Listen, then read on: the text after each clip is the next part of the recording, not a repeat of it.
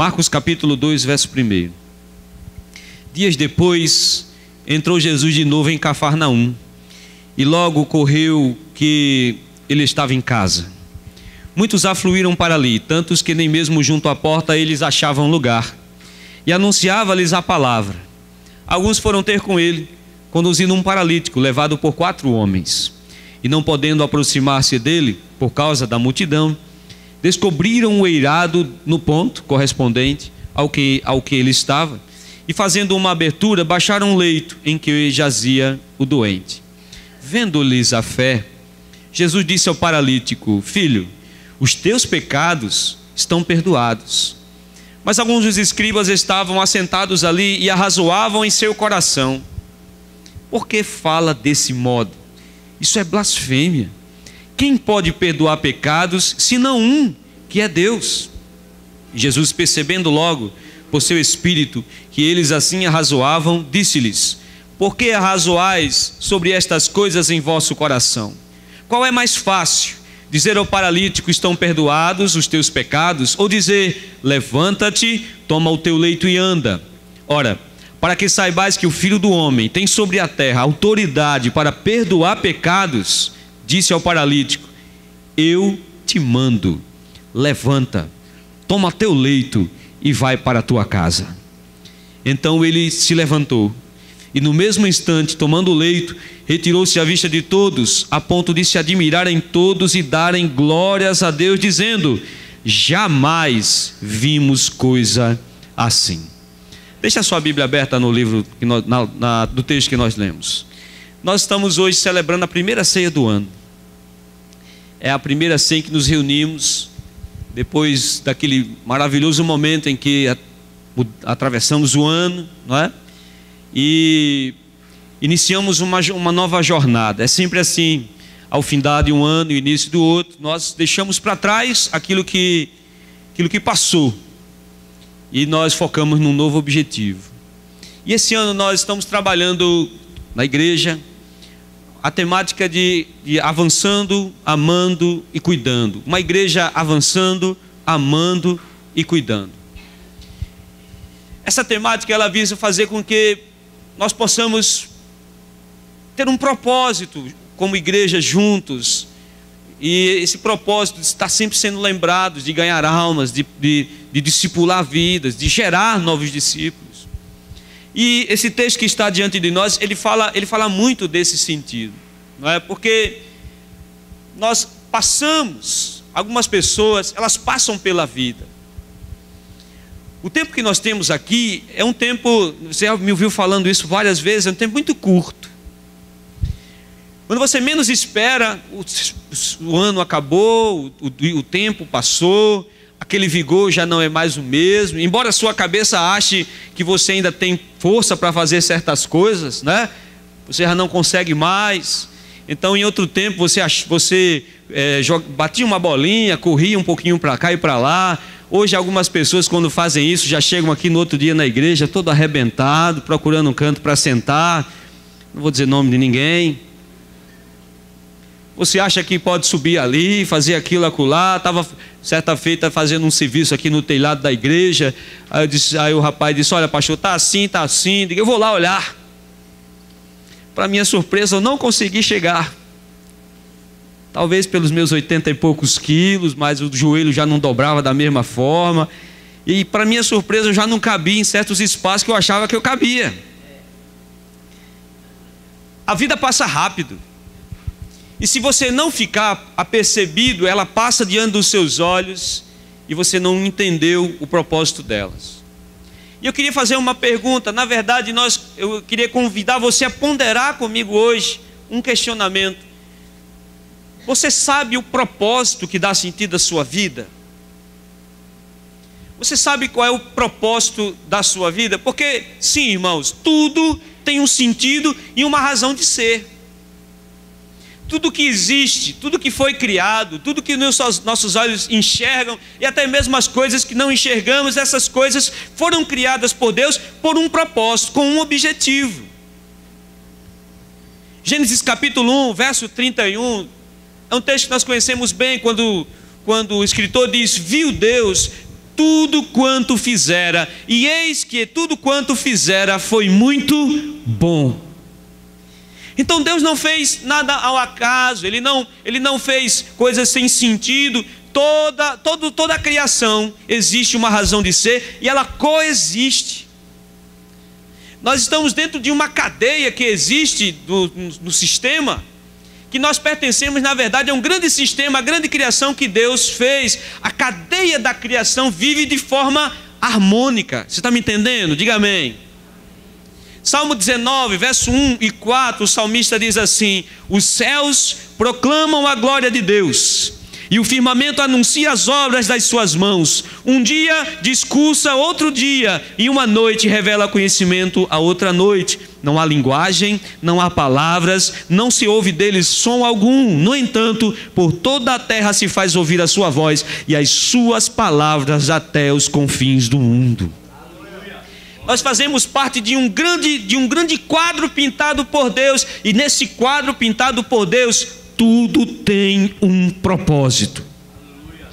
Do maior animal ao pequeno inseto, do homem mais importante da terra ao mais insignificante aos olhos da sociedade, todos foram criados com um propósito diante de Deus.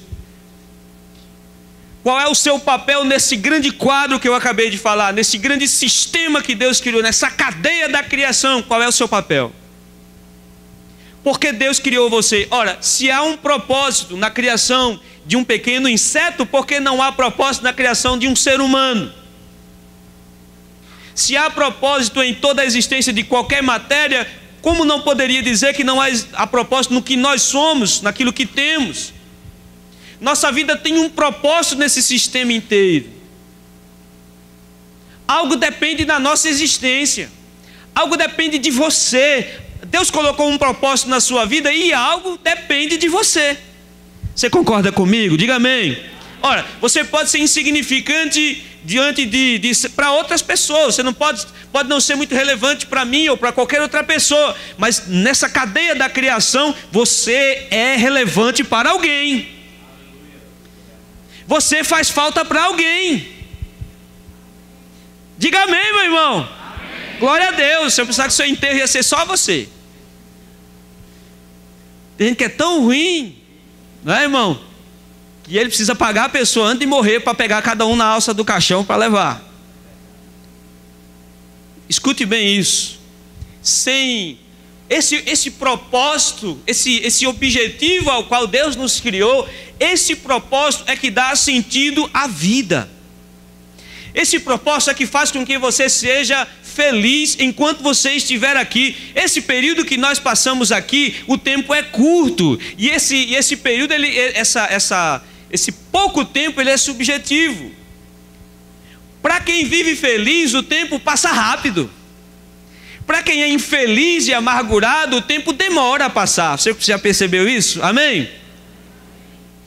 Você passa meia hora fazendo algo prazeroso, você pisca e acabou. Meia hora na fila do banco é um castigo sem fim.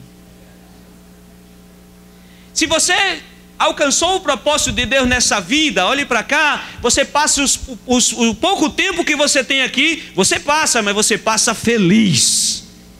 E quando você está feliz, você imprime marca na vida de pessoas que estão do seu lado. Você produz efeito na vida de pessoas que estão ao seu lado. Você, de alguma forma, se torna ainda mais relevante. Se você é feliz, se você entende o propósito de Deus, se você vive o propósito ao qual Deus lhe criou, você imprime marca na vida de pessoas. Pessoas vão lembrar de você, pessoas vão ser edificadas pela sua companhia, enfim. Você fará algo de positivo nessa vida. Você viverá feliz. E felicidade é algo que as pessoas buscam desesperadamente. E ela está ao alcance de nós e muitas vezes nós deixamos ela de lado. Quando esse propósito não é atingido, olhe para cá, deixa o WhatsApp. Eu falo o nome, viu? Vigia aí. Se eu não souber o nome, eu faço como aquelas profecias daquelas igrejas movimento, né? Ei, irmão, você de blusa tal, de óculos e de cabelo tal, se desligue do WhatsApp, se ligue no céu. Muitos quando não atingem não entendem esse propósito e não vivem esse propósito, seja lá pelo que motivo for, tem uma vida frustrante, vazia, amargurada. São pessoas que vivem uma vida sem sentido. Muitos param pelo caminho porque não identificam qual é o propósito da vida delas. Então elas atiram para todo lado achando que podem cumprir esse propósito de qualquer maneira. Não, olhe para cá, existe um propósito para cada pessoa debaixo do sol. Você entende isso? Diga amém. E o texto que nós lemos nos ensina muito a esse respeito. De que como se ter um propósito, se ter um objetivo e se correr atrás desse objetivo e viver por esse objetivo e abraçar esse objetivo e ter a convicção de que foi Deus que colocou esse propósito na sua vida. O versículo 3 e o versículo 4 mostram o primeiro ponto que eu gostaria de compartilhar com os irmãos, que o propósito que Deus nos dá mostra o nosso caminho. O propósito que Deus coloca na sua vida mostra o caminho a qual você deve seguir. Verso 3 diz assim: alguns foram ter com ele, conduzindo um paralítico levado por 4 homens. E não podendo aproximar-se dele por causa da multidão, descobriram o eirado no ponto correspondente ao que ele estava, e fazendo uma abertura, baixaram o leito em que jazia o doente. Primeira coisa que nós temos que entender é que não é possível ter vários propósitos na sua vida. Meu pai dizia um ditado, ele dizia assim: pedra que anda de rio em rio não cria lodo. Isso ele dizia porque eu comecei minha vida profissional como mecânico, trabalhei um período como técnico de informática e estou terminando a minha vida como pastor. Fiz curso para tudo que você imaginar na vida. Ele chamava e dizia: ei, pedra que anda de rio em rio não cria lodo. Ele dizia isso porque ele diz: escolha uma coisa, foque no que você quer e siga naquilo que você imagina que seja. Está me entendendo, irmão? Amém? Então você não pode ter vários caminhos. Eu vou ser isso, se não der certo eu serei aquilo. Se não der certo eu faço isso, se não der certo ainda tem isso. Não dá certo. Quando existe um propósito a ser seguido, o propósito de Deus é um propósito único. Preste bastante atenção no texto que nós lemos. O texto aqui apresenta algo interessantíssimo. O texto apresenta o propósito de 4 homens, na verdade 5. Mas 4 homens foram os principais personagens aqui. Muitos pregadores focam somente na questão da fé desse homem paralítico. Eu gostaria de ir num caminho paralelo e apresentar esses 4 homens. Esses 4 homens, olhem para cá, eles tinham um propósito nesse dia. O propósito deles era o seguinte: colocar o amigo deles paralítico na presença de Jesus. Eles souberam que Jesus estava em casa. E eles disseram: olha, Jesus está lá, e a história, vários testemunhos nos mostram que aonde Jesus está, Ele opera milagres. E as pessoas que estavam na casa dele, olhem para cá, estavam esperando milagre, cura, libertação, além de uma palavra que ele fosse proferir naquele lugar. Então, aqueles 4 homens sabiam que se eles colocassem aquele homem diante de Jesus, ele seria curado. Então o objetivo deles ao sair de casa naquele dia foi colocar o amigo deles diante de Jesus. A primeira coisa que nós entendemos aqui é que eles tinham convicção daquilo que eles estavam fazendo. Não era uma coisa que eles duvidavam, eles tinham certeza de que se colocassem o amigo paralítico diante de Jesus, ele o curaria. Olhe para cá, eles têm um caminho agora. O propósito era colocar o amigo diante de Jesus, então eles tinham um caminho. E a convicção fazia com que eles andassem nesse caminho. A certeza em algo é o combustível para você seguir este propósito. Você me entende? Diga amém. Por que nós estamos vivendo um período da igreja em que muitos crentes estão fraquejando na fé, em que boa parte de nós é tímido e medroso. Boa parte de nós foge dos confrontos, quando eu falo confronto, eu falo do confronto da nossa fé, de defender a nossa fé, de nos posicionar como crentes. Como eu disse aqui na terça-feira, Deus não requer muito de nós. Deus só exige que nós sejamos crentes. Diga amém. Eu estou lhe assustando? Voltei com muito gás? O propósito desses homens deram convicção. E quando você tem convicção de alguma coisa, pode acontecer o que for ao seu redor, você continua caminhando na direção do seu propósito. Você continua seguindo aquilo que você crê que seja o propósito de Deus para a sua vida. Você vai, cai 1.000 ao teu lado, cai 10.000 à tua direita, e você continua caminhando na direção do seu objetivo. Porque, meus amados irmãos, a certeza de algo é o combustível para seguir em frente. Deus quer que eu seja isso, Ele guardará a minha entrada e a minha saída. É isso que Deus quer para mim, é isso que Deus quer que eu seja, é isso que Deus quer para a minha vida. Então nada me tirará do caminho que Deus me colocou. Não sei. Não. Quem sabe? E se não der certo? Essas dúvidas corroem a armadura do cristão. A incerteza de saber o que Deus quer corrói a nossa armadura e a nossa convicção. Ora, se você não tem certeza de algo, na primeira dificuldade você recua.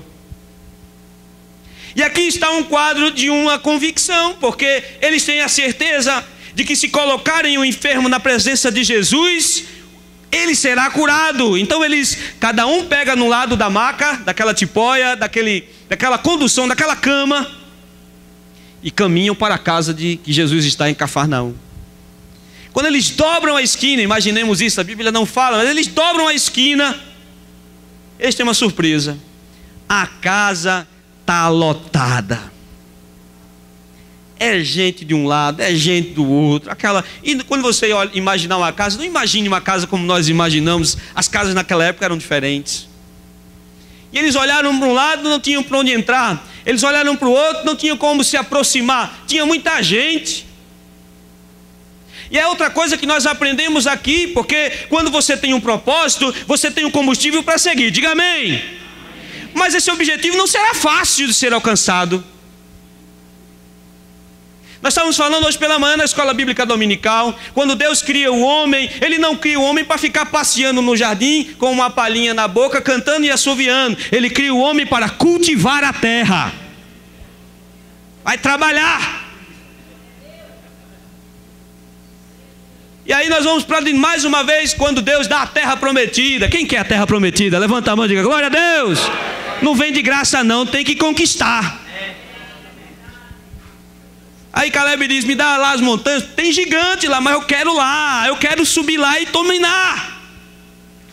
Porque as coisas que Deus dá, e eu vou acrescentar aqui a palavra do profeta, quando o profeta diz que não choveria, segundo a palavra dele.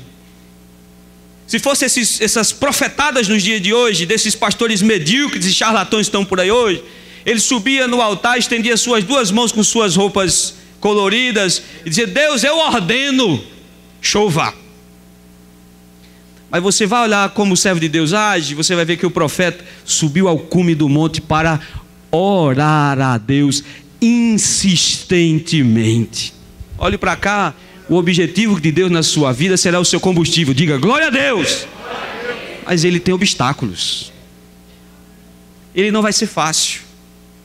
Você não vai estar deitado na rede, ele vai cair no seu colo. Você não vai estar passando na rua, e tem testemunhos bonitos, e eu acho interessante, aleluia, que aconteçam, que continuem acontecendo, mas eles não são regra, eles são exceção. Não significa que você vai andando em um determinado lugar e de repente há uma explosão num banco e cai uma sacola de dinheiro no seu colo, você diz, foi Deus que mandou. Se não devolver, vai preso. Nada cai assim do céu, você entende? Diga amém. Até aquilo que caiu do céu exigia um preço, era o maná. Tinha que acordar antes do sol nascer, porque quando o sol nascia, derretia. Então preguiçoso não comia maná. Tinha gente aqui dentro que não ia comer maná. Quem acorda aqui depois de 10 horas, ia passar a tarde, o dia inteiro com fome. Amém, irmão? Então preguiçoso, olhe para cá, não tem vez com Deus. Olha, teve irmão que disse aleluia. Geralmente isso assim é um recado para quem? Enfim. Preguiçoso não tem vez com Deus. Deus criou você com um objetivo para a sua vida. O que tem de propósito para a sua vida está guardado por Deus para ser cumprido pela sua vida. Mas não vai ser fácil cumprir. Porque o versículo 4 diz que quando eles se aproximaram, eles viram uma multidão. E olha, essa multidão não era uma multidão simples. Porque se fosse uma multidão somente de patrícios dele, ou seja, de correligionários ali, no mesmo nível dele, ele empurrava daqui, ele empurrava dali, ia pisando dali, ia conquistando espaço dali. Mas Lucas diz que haviam fariseus, mestres da lei, vindo de todas as áreas da Galileia. Ei, tinha sujeito importante. E agora? Agora seja sincero comigo numa coisa. Olhe para cá. Muitos de nós soltava o paralítico lá e ia embora. Só, meu amigo, eu tentei, não dá certo, você fica aí. Se vira. Eu digo isso porque muito de nós desiste na primeira vez que a porta bate na nossa cara. A maioria de nós senta e começa um processo de comiseração. Meu Deus, tenha pena de mim. Meu Deus, eu sou assim. Meu Deus, ai de mim. Meu Deus, eu não tive chance. Meu Deus, eu não tenho oportunidade. A Bíblia diz que o sol nasce para o ímpio e para o justo. A Bíblia diz: o meu Deus dá oportunidade a todos os seus filhos. Diga amém, irmão. Então não adianta ficar sentado jogando poeira na cabeça dizendo que é coitado. Porque quem faz isso é porque desiste na primeira porta na cara. Quem faz isso é aquele que não entende que tem um propósito. E se tem um propósito, mesmo na dificuldade, você vai alcançá-lo. Porque foi Deus que determinou que você alcançaria. E eu quero dizer uma coisa para você, entenda isso. Deus trouxe você essa noite para dizer a você que existe uma multidão entre você e o propósito que Ele tem na sua vida. Existe uma multidão que não te deixa chegar lá. O que é que você vai fazer? Você vai desistir? Não! Você vai procurar outro caminho para alcançar o objetivo que Deus tem na sua vida. Diga glória a Deus. Aleluia! É necessário ser firme quando se quer algo e se entende que aquilo foi Deus que deu. Seu casamento foi Deus que deu. Se seu casamento for Deus que deu, meu irmão, o diabo não tem autoridade para tocar no seu casamento. Diga amém. Não deu certo aqui, eu vou por ali. Se não deu certo por ali, eu vou por aqui. Se não deu certo por ali, eu vou por acolá. Mas Deus me dará uma forma de fazer acontecer. É assim, irmãos. É necessário ser firme. Esse negócio de ser aquele crente fraquinho. Ai, meu Deus. Hoje eu amanheci tão cansado. Hoje eu não vou para a igreja hoje. Oh, meu Deus, Deus não me ama. Não é? Desenho da minha época aí, só vida. É? Oh, azar. Por que é tão ruim? Eu brinquei aqui no dia quando a gente instalou os ar-condicionados. Oh, coisa quente, pastor. É tão quente. Aí botou o ar-condicionado, pastor, está muito frio. Ô irmão, se decida. Vai haver obstáculos na sua vida. Vai haver dificuldades para você chegar, mas olhe para cá. Se Deus determinou que é seu, será seu. Se Deus determinou que será alcançado, será alcançado. Alguns desistem, alguns param pelo meio do caminho. O que você tem feito? Tem assumido o papel de coitadinho? Tem assumido o papel de pobrezinho? Ou tem levantado, batido a poeira e tentado de novo? Porque é assim que o servo de Deus tem que fazer. A terra está aí para ser dominada, a terra está aí para ser possuída, mas é necessário coragem e força para chegar até lá. Porque ninguém dará nada de graça. É necessário ter força para conquistar. Lute pelo seu propósito ou fique sentado reclamando. Lute por aquilo que Deus deu para você, ou fique sentado com pena de si mesmo. Mas Deus nos leva nessa noite, irmão, ao entendimento que é necessário lutar para conquistar. Tem gente, está difícil, está complicado, está fechado aqui, está fechado dali. Quando alguém diz: ei, tem o eirado, tem o eirado, eu fico imaginando o diálogo deles. Ei, tem o eirado, vamos por cima dele. Meu amigo, o eirado. Porque quando a gente olha hoje o eirado, a gente acha que o eirado era uma cobertazinha de palha. Mas o eirado era onde se malhava o trigo e se deixava o trigo, secava a carne. O eirado, olhe para cá, era tipo, não era igual, era tipo uma lajezinha com palha e barro. Eles subiam no eirado da casa para malhar o trigo. O que é malhar o trigo? Era pegar na parte de baixo do feixe do trigo e bater o feixe do trigo no chão para separar o trigo do ramo. Você está me entendendo? Diga amém. Então o eirado suportava o peso de alguém em cima, de alguém assim, normal. E depois eles iam joeirar o trigo. O que é isso? Com uma pá, eles pegavam no trigo e jogavam para cima. O que era joio, o vento levava. O que era trigo, caía de volta. Então o eirado não era algo muito simples de se abrir. Além da dificuldade de subir do eirado, além da dificuldade de ir até lá, eles tinham que quebrar uma camada de barro, abrir uma camada de palha, para depois descer o paralítico com o peso dele. Olha, é fácil? Deus não disse que ia ser fácil. Aí é que está o segredo daqueles que conseguem alcançar o objetivo e o propósito que Deus determinou em suas vidas. É aí que está a diferença. Não vai ser fácil.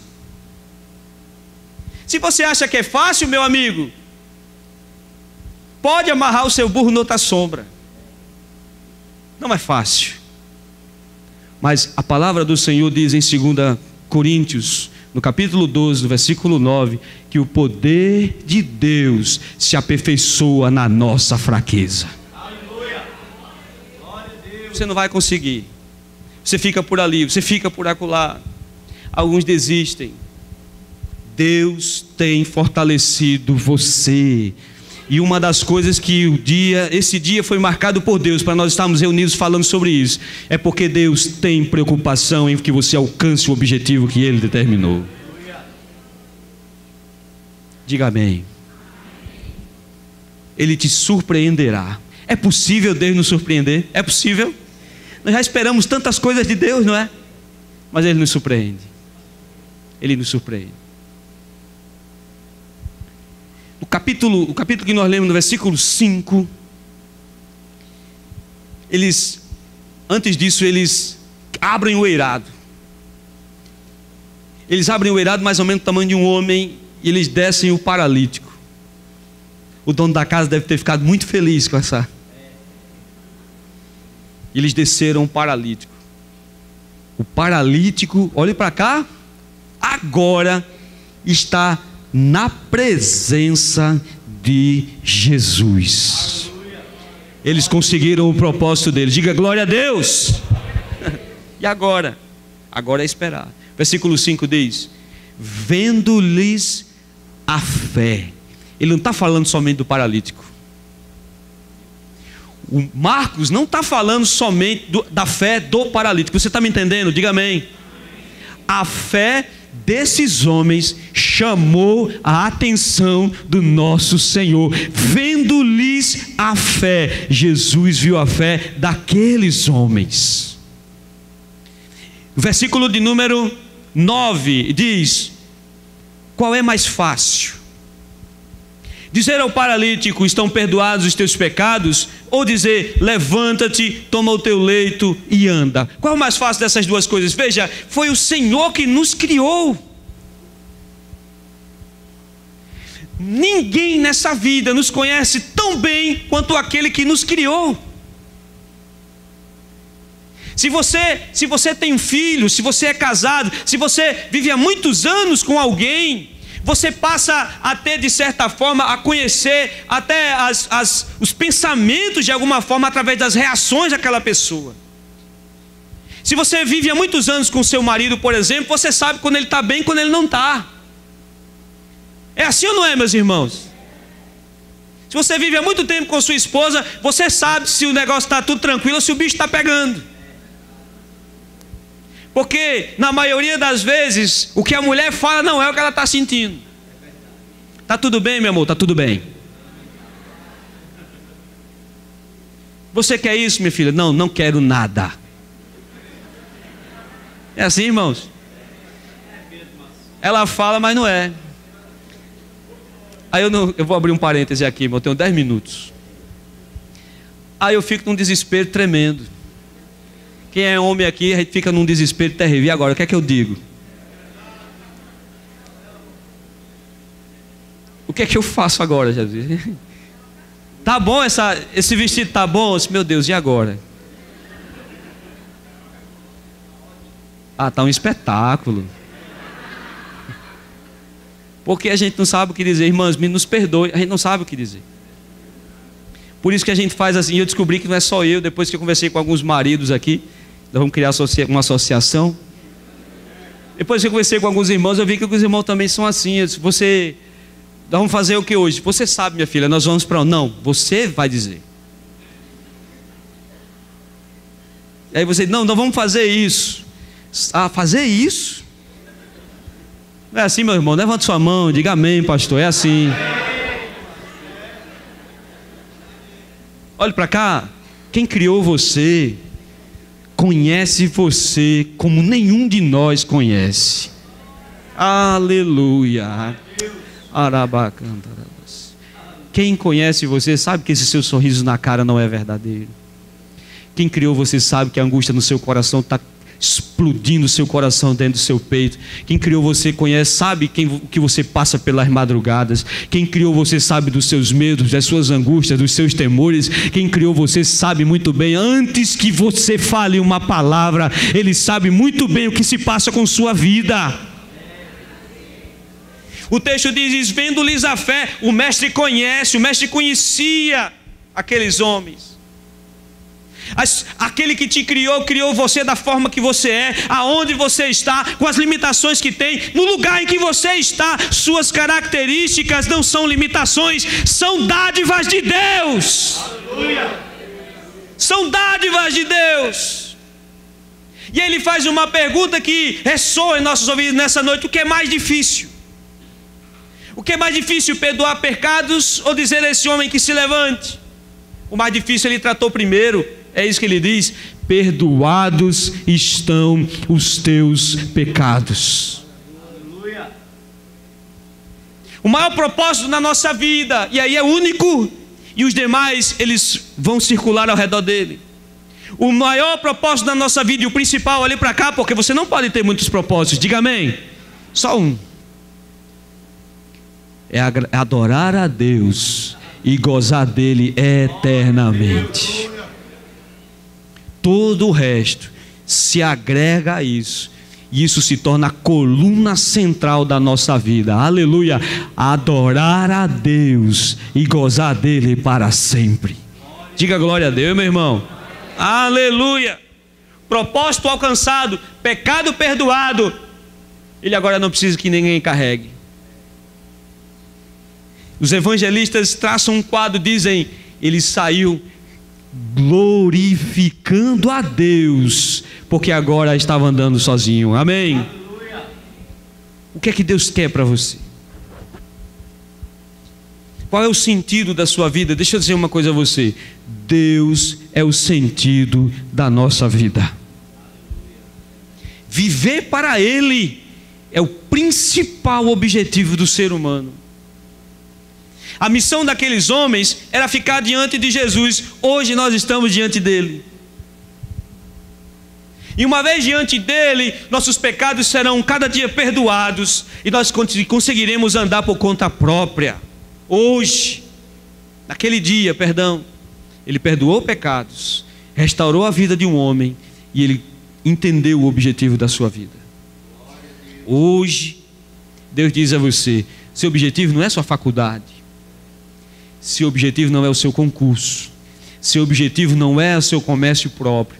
Tudo isso é bênção. Tudo isso vai dar certo a seu tempo. Diga amém. Mas seu motivo principal é adorar a Deus e gozar dele eternamente. Sem isso, você vai conquistar o mundo inteiro e não será feliz. Com isso, você pode não conquistar muitas coisas nessa vida, mas o seu coração será pleno da graça de Deus. Você entende isso? Diga amém. Aleluia. Então, você que chegou aqui e nos visita nessa noite, eu quero dizer uma coisa a você: levante, ande e não deixe nada te impedir desse momento de vir em direção a Deus e colocá-lo como pilar da sua vida, para que você seja realmente feliz aonde quer que você esteja e qualquer situação que você esteja vivendo.